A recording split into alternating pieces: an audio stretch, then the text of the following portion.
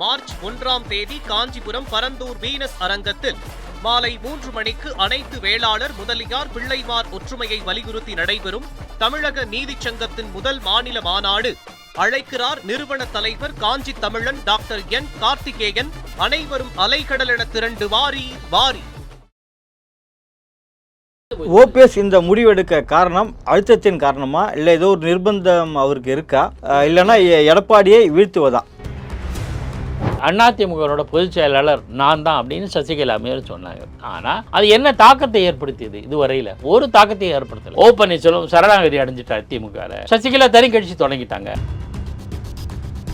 ஒன்று அரசியலிருந்து ஒதுங்கிடணும், கம்ப்ளீட்டாக ரிட்டையர் ஆகி வீட்டில் உட்காந்துக்கணும், அல்லது திமுகவில் சேரணும். வேற யாரும் சேர்க்க மாட்டாங்க. பாஜக ஒரு தேர்வா இல்லையா சார்? பாஜக இவரை சீண்டுன மாதிரியே தெரியலையே சார். பாஜக தன்னோட கட்சியில் நீங்கள் இணையணும் அப்படின்ற மாதிரி அவர்கிட்ட ஒரு அழைப்பு எதுவும் விடுக்கல சார் மறைமுகமாக. அப்படி எரிஞ்சுதான் இபிஎஸோட எதிர்ப்பையும் நம்ம சம்பாதிச்சுன்றதால சிலர்கிட்ட விட்டாங்களா? ஓபிஎஸ் சேர்த்துக்கிட்டா அவங்களுக்கு என்ன பயன் இருக்கும்? ஒரே ஒரு ஓட்டு கிடைக்கும், வேணா 2 ஓட்டு கிடைக்கும். ஒன்று ஓ பன்னீர்செல்வம், இன்னொன்று ஓபிஎஸ் ரவீந்திரநாத், அவ்வளோதான். ஓ பன்னீர்செல்வத்துக்கு ஃபாலோவர்ஸ் இருந்தால் கிட்டத்தட்ட பாதி பேர் போயிருக்கணும், 30 பேர் போயிருக்கணும் இல்லையே. ஸோ அவர் ப்ரூவ் பண்ணலை தன்னுடைய பலத்தை. அதிமுக எடப்பாடி பழனிசாமி வசம்தான் இருக்கிறது. அரசமைப்பு சட்டத்தின் கீழ், நான் அதை அண்டர்லைன் பண்ணிக்கங்க, இதெல்லாம் ஓ பன்னீர்செல்வத்துக்கு புரியுமானே தெரியல. அரசமைப்பு சட்டத்தின் படி மாநிலத்தில் முதலமைச்சர் யாரு? ஓ பன்னீர்செல்வம். ஆனால் அவர் ஒரு நிகழ்ச்சியில் சசிகலா பங்கேற்க நிகழ்ச்சியில் கை கட்டிட்டு நிற்கிறார். இருக்கலாமா? ஒரு முதலமைச்சர் பற்றி இருக்கலாமா? நீங்கள் கை கட்டியிருந்தால் தமிழ்நாடு கை கட்டியிருக்கிற மாதிரி அர்த்தம். நான் சிறைக்கு சென்றாலும் சரி, இல்லாமல் போனாலும் சரி, நீ தான் தகுதியாகணும் அந்த எண்ணத்தோட கொடுத்தாங்க ஓ பன்னீர்செல்வத்துக்கு சிஎம் போஸ்ட்டை. பஸ்ஸில் போகும்போது அண்ணா ஒரு தடவை டீ சாப்பிட்டு வரேண்ணே அப்படின்ட்டு கட்சிப்பை சீட்டில் போடுவாங்க பாருங்க. அந்த மாதிரி நான் போயிட்டு வந்தோடனே அந்த கட்சிப்பை எடுத்துக்கிட்டு அங்கே உட்காருவேன். கட்சிப்புக்கு உண்டான மரியாதை தான்.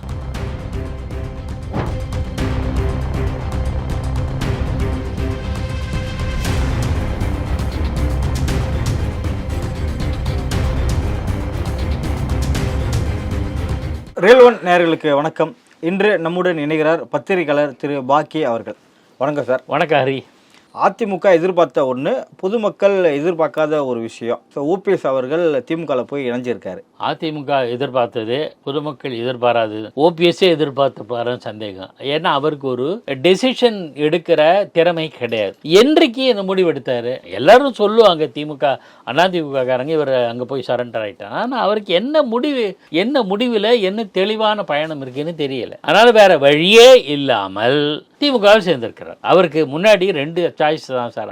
ஒன்று அரசியலிருந்து ஒதுங்கிடணும், கம்ப்ளீட்டாக ரிட்டையர் ஆகி வீட்டில் உட்காந்துக்கணும், அல்லது திமுகவில் சேரணும். வேற யாரும் சேர்க்க மாட்டாங்க. பாஜக ஒரு தேர்வா இல்லையா சார்? பாஜகலே சேர்ந்துட்டு ஒரு பதவி வாங்கியிருந்திருக்கலாம். பாஜக இவரை சீண்டுன மாதிரியே தெரியலையே சார். அவங்க தேசிய ஜனநாயக கூட்டணியில் நான் நீடிக்கிறேன்னு சொன்னார். அப்புறம் பிரதமர் எண்ணங்களை அழைக்காத வருத்தம் அளிக்குது, அப்படியே இதுவாக இருந்தார்.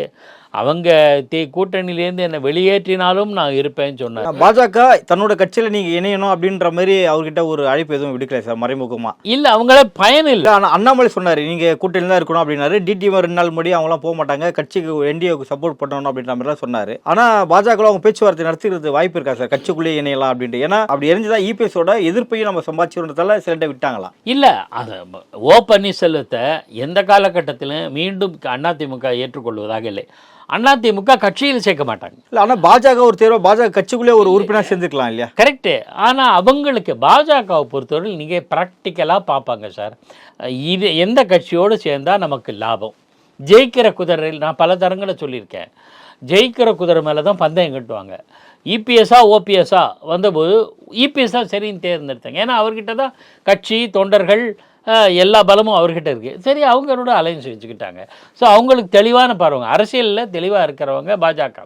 ஆகையினால் ஓபிஎஸ்ஸை சேர்த்துக்கிட்டா அவங்களுக்கு என்ன பயன் இருக்கும்? ஒரே ஒரு ஓட்டு கிடைக்கும், வேணா 2 ஓட்டு கிடைக்கும். ஒன்று ஓ பன்னீர்செல்வம், இன்னொன்று ஓபிஎஸ் ரவீந்திரநாத், அவ்வளோதான். ஸோ அவங்களுக்கு எந்த லாபமும் கிடையாது. அப்படிங்கிற போது எதுக்கு அவங்க போய் மெனக்கெட்டு வாங்க நீங்கள் சேர்ந்து எங்கள் பாஜக பலப்படுத்துக்குன்னு சொல்லுவாங்க. ஒன்று அது. 2வது, அப்படியே ஒரு சூழல் இருந்தால் சசிகலா ஓபிஎஸ்ஸை சேர்த்து வச்சு ஒரு கட்சி தொடங்கியிருக்கலாம்.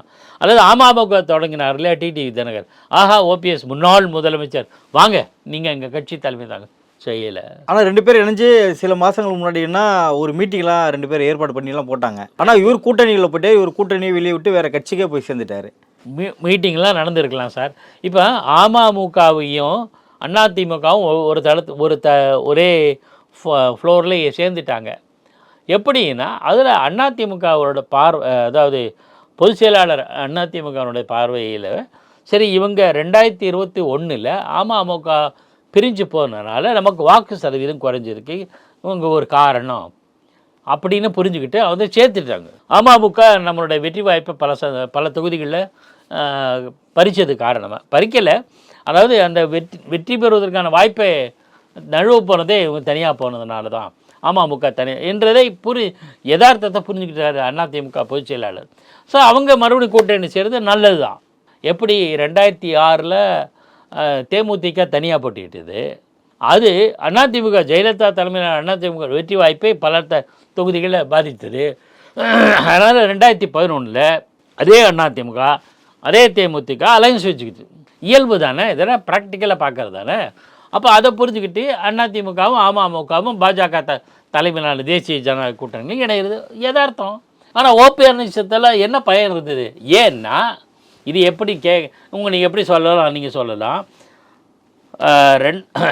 2021 தேர்தலுக்கு பிறகு அந்த கட்சிக்குள்ளே ஏற்பட்ட மாற்றத்தில் கட்சி பொதுச் செயலாளராக இவரை தேர்ந்தெடுக்கப்பட்டார். சிகிலா போன்றவர்கள் நீக்கியது போல ஓ பன்னீர்செல்வம் நீக்கப்பட்டார். சரியா?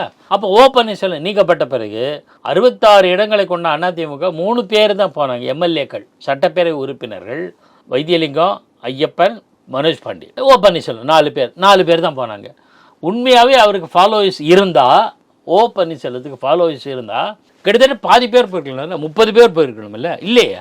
ஸோ அவர் ப்ரூவ் பண்ணலை தன்னுடைய பலத்தை. அதிமுக எடப்பாடி பழனிசாமி வசம்தான் இருக்கிறது. தொடர்ந்து பல கட்டங்களில் அரசியல் ரீதியான போராட்டமாக இருந்தாலும், தேர்தல் ஆணையம் போராட்டமாக இருந்தாலும், நீதிமன்ற போராட்டமாக இருந்தாலும், சிவில் போராட்டமாக இருந்தாலும் எடப்பாடிக்கு சாதமாக தான் அமைஞ்சு வருது ஒவ்வொன்றா.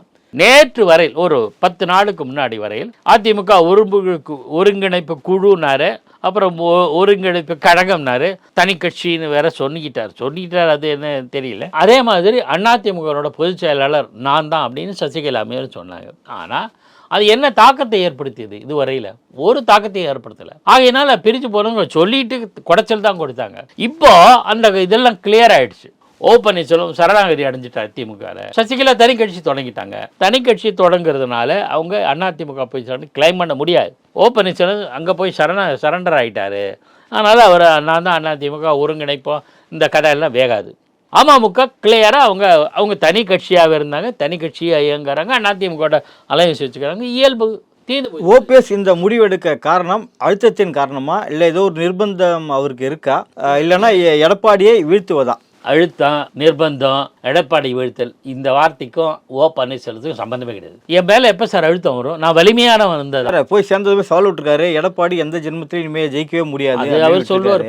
அவர் சொல்லுவார், நான் கூட சொல்லுவேன், எதோட சொல்லலாம். அதெல்லாம் முக்கியம். ஒரு அழுத்தம்னா, எனக்கு ஒரு அழுத்தம் வருதுன்னா, இல்லை திமுக சைட்லேருந்து ஏதாவது ஒரு அழுத்தம் கொடுத்துருக்கலாம் இல்லையா? ஏன் சார் திமுக சைட்லேருந்து அழுத்தமா? அதெல்லாம் நடக்கிறாது. ஏதோ வலிமையானவராக இருந்தால் இல்லை, தொடர்ந்து திமுக முக்கிய புள்ளிகளை தொடர்ந்து சந்திச்சுட்டே இருந்தார் இருக்குது சார். நான் அதெல்லாம் நடந்ததை வச்சுக்கிட்டு ஒரு புதுசாக நம்ம அவரோட இதை கற்பனையாக சொல்ல வேண்டாம். உதாரணத்துக்கு எனக்கு ஒரு சக்தி இருக்குதுன்னு வச்சுக்கோங்களேன், ஒரு ஆற்றல் என்கிட்ட, பின்னாடி ஒரு தொகுதி ஒரு 10,000 பேர் இருக்கான்னா எனக்கு அழுத்தம் தரப்படும், எனக்கு நிர்பந்தம் தரப்படும். ஏன்னா என்னால் ஏதோ ஒரு இயக்கத்தில் சேர்றேன் அப்படின்னா பலன் இருக்குன்னு அர்த்தம். ஓ பன்னீர்செல்வத்துக்கு அதெல்லாம் அழுத்தம்லாம் இல்லை, நிர்பந்தம்லாம் இல்லை. அப்போ யார் கொடுப்பாங்க? பாஜக வாய்ப்பே கிடையாது. அதிமுக சேர்க்க மாட்டேன்னு சொல்லி வேறு யாரும் சேர்க்குற மாதிரி இல்லை, தாவேக்காவும் சேர்க்குற மாதிரி இல்லை. ஆக வேறு வழியே கிடையாது. நாம் போய் கதவை தட்டுவோம், கதவு திறந்தே இருக்குது. ஓபிஎஸ் ஏன் தாவேக்கா சேர்க்காது? இனிமேல் செங்கோட்டையும் சேர்த்துக்கிட்டாங்க. இவர் 3 முறை முதல்வராக இருந்தவர், இவர் ஏன் சேர்த்துக்க மாட்டேன்னு சொல்ல போகிறாங்க சார். 3 முறையாக முதலமைச்சராக இருந்தார். முதலமைச்சருக்குரிய ஒரு ஸ்டேச்சரை, தன்னுடைய உயரத்தை வளர்த்துக்கிட்டாரா? இல்லவே இல்லையா? இல்லை, அப்போ ஆளுமை பெரிய ஆளுமை ஒருத்தர் வந்தாங்க, அதை தாண்டி இவரால் வளர முடியாது இல்லையா? அதே எடப்பாடி கிட்ட அந்த ஆளுமை கொடுத்துருந்தா எடப்பாடி இப்படி பண்ணியிருக்க முடியுமா? எடப்பாடி இப்போ பண்ணிட்டாரு. அது சசிகலா ஆளுமை நீங்க சொல்றீங்க. ஜெயலலிதா அவர்கள் இதை எடப்பாடி கிட்ட கொடுத்துருந்தாங்கன்னா இதே விஷயத்த ஜெயலலிதா கிட்ட எடப்பாடி பண்ணியிருக்க முடியுமா? அது அந்த கரெக்ட். நீங்க சொல்றது ஜெயலலிதா இருக்கும்போது எடப்பாடியால் செஞ்சிருக்க முடியாது. ஆனால் ஜெயலலிதா மறைவுக்கு பிறகு சசிகலா கட்சியினோட பொதுச் செயலாளராக இருந்தாங்க, தேர்ந்தெடுக்கப்பட்டாங்க. அப்போ தமிழக முதலமைச்சர் யாரு? ஓ பன்னீர்செல்வம். ஆனா அதே சசிகலாவால் முதலமைச்சராக்கப்பட்ட எடப்பாடி பழனிசாமி தூக்கி போட்டார்ல சசிகலாவை. கவலைப்படாம இவர் என்ன பண்ணாரு? நான் நடந்ததை கண்ணால் பார்த்ததை சொல்கிறேன். சசிகலா கட்சி பொதுச் செயலாளர், அவ்வளோதான். ஆனால் தமிழக மாநிலத்தினுடைய முதலமைச்சர் அரசமைப்பு சட்டத்தின் கீழ், நான் அதை அண்டர்லைன் பண்ணிக்கங்க, இதெல்லாம் ஓ பன்னீர்செல்வத்துக்கு புரியுமானே தெரியல. அரசமைப்பு சட்டத்தின் படி மாநிலத்தில் முதலமைச்சர் யாரு? ஓ பன்னீர்செல்வம். ஆனால் அவர் ஒரு நிகழ்ச்சியில், சசிகலா பங்கேற்க நிகழ்ச்சியில் கை கட்டிட்டு நிற்கிறார். இருக்கலாமா? ஒரு முதலமைச்சர் பற்றி இருக்கலாமா? நீங்கள் கை கட்டியிருந்தால் தமிழ்நாடே கை கட்டியிருக்கிற மாதிரி அர்த்தம். இது ஒரு தவறான அணுகுமுறை இல்லவா? அப்போ யார் சசிகலா இருக்காங்க? உங்களுக்கு சசிகலா உங்களுக்கு பெரிய ஆளாக இருக்கலாம், தமிழ்நாட்டுக்கு அல்ல. யதார்த்தத்தை பார்க்கணும். நீங்கள் தான் தமிழக முதலமைச்சர். ஒருவேளை சசிகலா முதலமைச்சராக இருந்தால் அது வேறு விஷயம், நம்ம அதை குறை சொல்ல மாட்டோம். சசிகலா முதலமைச்சர் இல்லை, கட்சியினோட பொதுச் செயலாளர் வருகிறார்கள், ரைட், மரியாதை, அதெல்லாம் நான் ஒரு குறையும் சொல்லக்கூடாது, சொல்லவும் மாட்டேன். முதல்ல ஓ பன்னீர்செல்வத்துக்கு சசிகலா மீது அபரிமிதமான மரியாதை இருந்தாலும் அரசியலமைப்பு சட்டத்தை அவர் தான் முதலமைச்சர். என்ன பண்ணிருக்கணும்? தனி அறையில் இருக்கலாம்ல. அந்த அம்மா எழுந்துக்கிறது, கை கட்டிக்கிறது. தன்னை ஒரு முதலமைச்சராக கூட கருதாத ஒருவர் எப்படி தலைவிக்கு உரிய பண்பு அவரை வளர்த்துக்க முடியும்? நிச்சயமாக இல்லை. எடப்பாடி அப்படி இல்லை. துரோகம் பண்ணா வளர்த்துக்கிட்டாருன்னு அர்த்தமா? துரோகம் இல்லை சார். இதை எல்லாரும் சொல்றது தமாஷா. சசிகலா தானே பழனிசாமி முதலமைச்சர் துரோகம் செய்து விட்டார். அதில் அரசியல் அதுக்கெல்லாம் கணக்கு கிடையாது. காமராஜர் தான் இந்திரா காந்தியை பிரதமராக்கினார். காமராஜர் தூக்கி போட்டாங்களா? இந்திரா காந்தி இல்லையா? இல்லை. அப்போ துரோகமா அதுன்னு சொல்லுவீங்களா நீங்கள்? எம்ஜிஆர் தான் கலைஞர் கருணாநிதி திமுக தலைவர் ஆனார், முதலமைச்சர் ஆனார். ஆனால் எம்ஜிஆரே அவர் கட்சி விட்டு நிற்கிறார். அது துரோகம்னு சொல்லலாம், அரசியல்வாதிகள் சொல்லலாம். பொது பார்வையில் கட்சியை விட்டு நீக்கிறார், தன்னோட பலத்தை நிரூபித்தார். யாரு? எம்ஜிஆர். கட்சி விட்டு நீக்கினாலும் காமராஜர் தலைமையிலான காங்கிரஸ் கட்சியிலிருந்து இந்திரா காந்தி நீக்கப்பட்டாலும் கூட இந்திரா காந்தி தன் பலத்தை நிரூபித்தாங்க. இந்த மாதிரி நீங்கள் நீக்கப்பட்ட பிறகு பலத்தை நிரூபிங்க. அதை ஓ பன்னீர்செல்வம் செஞ்சாரா? சசிகலா அம்மையார் செஞ்சாங்களா? சசிகலா அம்மையார் மரியாதை குறைவுங்க, நான் அந்த குறை சொல்ல மாட்டேன், அவங்கள நான் சொல்ல மாட்டேன். ஆனால் என்ன கான்கிரீட்டாக பண்ணீங்க? ஒரு மாநாடு, ஒரு பேரணி, ஒரு தேர்தல், ஒரு ஊர்வலம், அரசாங்கத்துக்கு எதிரான ஒரு போராட்டம், கைது பண்ணி சிறையில் போய் ஏதாவது பண்ணாங்களா? இதெல்லாம் ஜெயலலிதா அம்மையார் கூட பண்ணியிருக்காங்க, எம்ஜிஆர் பண்ணியிருக்காங்க, கடந்த கால தலைவர்கள்லாம் பண்ணியிருக்காங்க. ஆனால் அந்த மாதிரி தன்னை தலைமைக்கு உண்டான பண்புகளை வளர்த்து கொள்ளவில்லை ஓ பன்னீர்செல்வம். ஆனால் நீங்கள் 3 தடவை இல்லை, 30 தடவை இல்லை, 3000 தடவை முதலமைச்சரானாலும் பிரயோஜனம் இல்லை. ஜெயலலிதா அம்மையார் ஓ பன்னீர்செல்வத்தை முதலமைச்சராக்கினது அப்படியே, ஆஹா, எனக்கு அப்புறம் நீ தான் தகுதி வாய்ந்த முதலமைச்சர், நான் சிறைக்கு சென்றாலும் சரி, இல்லாமல் போனாலும் சரி, நீ தான் தகுதியாக, அந்த எண்ணத்தோட கொடுத்தாங்க ஓ பன்னீர்செல்வத்துக்கு சிஎம் போஸ்ட்டை. இல்லை, பஸ்ஸில் போகும்போது அண்ணா ஒரு தடவை டீ சாப்பிட்டு வரேண்ணே அப்படின்ட்டு கட்சிப்பை சீட்டில் போடுவாங்க பாருங்கள். அந்த மாதிரி நான் போயிட்டு வந்தோடனே அந்த கட்சிப்பை எடுத்துக்கிட்டு அங்கே உட்காருவேன். கட்சிப்புக்கு உண்டான மரியாதை தான். இடத்த கொஞ்ச நேரம் பிடிச்சி வச்சுக்கோ, இடைக்கால ஏற்பாடு. ஏன்னா ஜெயலலிதா அம்மையார், நான் வெளிப்படையாக சொல்கிறேன், இல்லை ஒன்றும் எனக்கு ஒன்றும் ஒளி மறைவு இல்லை. ஜெயலலிதா அம்மையார் ஒருவேளை மிகுந்த தகுதியுடைய ஆற்றல் மிக்க ஒருவரை முதலமைச்சராக்கினார். சிறைக்கு போயிட்டு திரும்பி வரும்போது அவர் நாற்காலியை கெட்டியாக பிடிச்சிட்டாருன்னா என்ன பண்ணுவீங்க? இதெல்லாம் புரிஞ்சுக்கிட்டு தான் சரி வந்தாலும் திருப்பி கொடுத்துருவார் இவர் அப்படிங்கிறதுனால. இவருக்கு என்ன தெரியும், கொஞ்ச நாள் உக்காந்துக்கிட்டோம், எப்படியும் நாம் திரும்பி வந்தால் கொடுத்துருவாருன்ற நம்பிக்கையில் தான் கொடுத்துருக்காங்க. அதே மாதிரி தான் விசுவாசமாக அந்த கை கட்டி வாய்ப்பு இருந்தார். ஒன்று. ரெண்டாவது, அதாவது தலைமை பண்பை வளர்த்து கொள்ளாதவர் இவர் அப்படின்னு நல்லா தெரிஞ்சு தான் ஜெயலலிதா அம்மையாரை முதலமைச்சராக்கணும். சரி, ஜெயலலிதா மறைவுக்கு பிறகு எப்படி ஆனார்? அப்போ சசிகலா அம்மையார் இருந்தார். என்னதான் இருந்தாலும் இவரும் இருந்தாலும் நம்ம சொன்ன பிச்சை கேட்பாங்க.